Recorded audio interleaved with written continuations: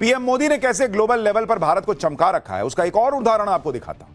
AI summit में शामिल होने के लिए ब्राजील के राष्ट्रपति लुइस इनासियो लूला द सिल्वा भी भारत। इंटरव्यू देखा है क्या? आपने कोई क्लिप देखा है?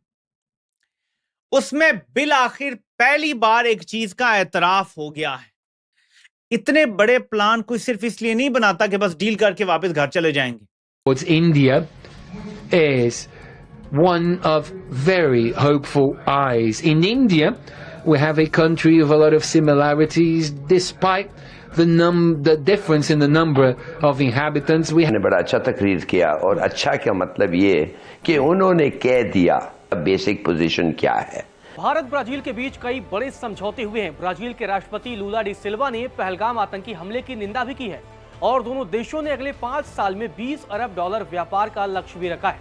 आपको बता दें कि ब्राजील के राष्ट्रपति लूला डी सिल्वा भारत के दौरे पर हैं। उन्होंने भारत के प्रधानमंत्री नरेंद्र मोदी के साथ मुलाकात की। इसके बाद से दोनों देशों के राष्ट्राध्यक्षों ने कई अहम समझौते किए हैं। मुझे नहीं पता कि मोदी जी की किस्मत अच्छी है या डोनाल्ड ट्रंप का बुरा वक्त चल रहा है।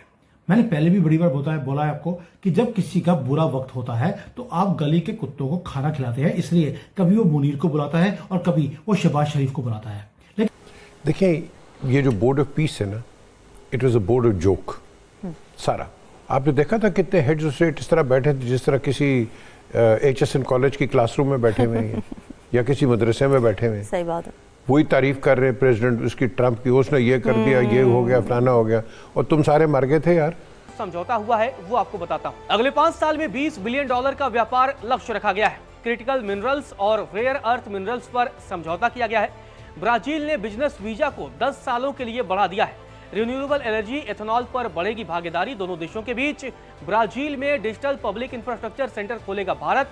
AI, super computer, semiconductor sector को लेकर भी कई अहम समझौते हुए हैं। नाज़रीन, आसिम मुनीर ऑफिशियली पाकिस्तान का नाकाम तरीन आर्मी चीफ बन चुका है। पाकिस्तान में गुर्बत बुलंद सतह पर है, बेरोजगारी बुलंद तरीन सतह पर पहुंची हुई है, हर चीज तबाही की तरफ जा रही है। ठीक है, दहशतगर्दी 2009 के लेवल से भी ऊपर जा रही है, अदम इस्तेहकाम सबसे बुलंद है। तो ये सरकारी सतह पे कि एक दिन एतराफ किया जाएगा कि ये पाकिस्तानी फौज का बुजदार अल्ट्रा प्रो मैक्स साबित हुआ है।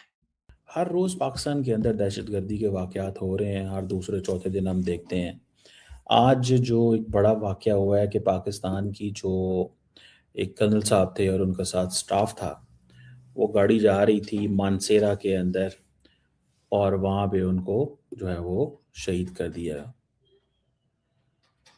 अब इस चीज़ को अगर आप देखें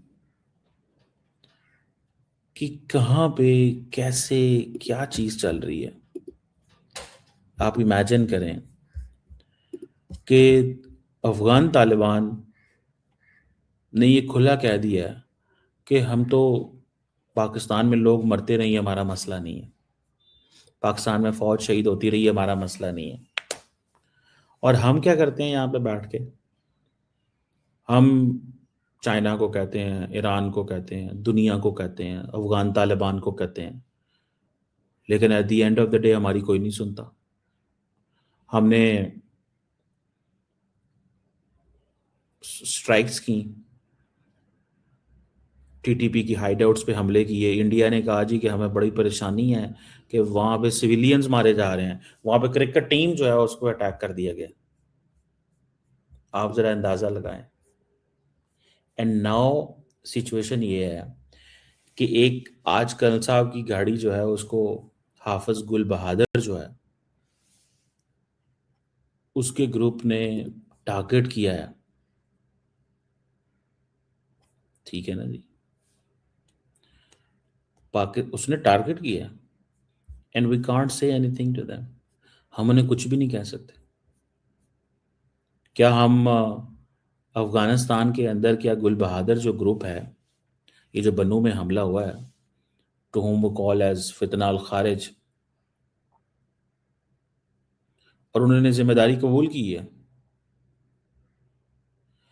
ये जो इत्तेहादुल मुजाहिदीन एक ग्रुप है जिनका ताल्लुक फितना अल खारिज के हाफिज गुल बहादुर ग्रुप से है।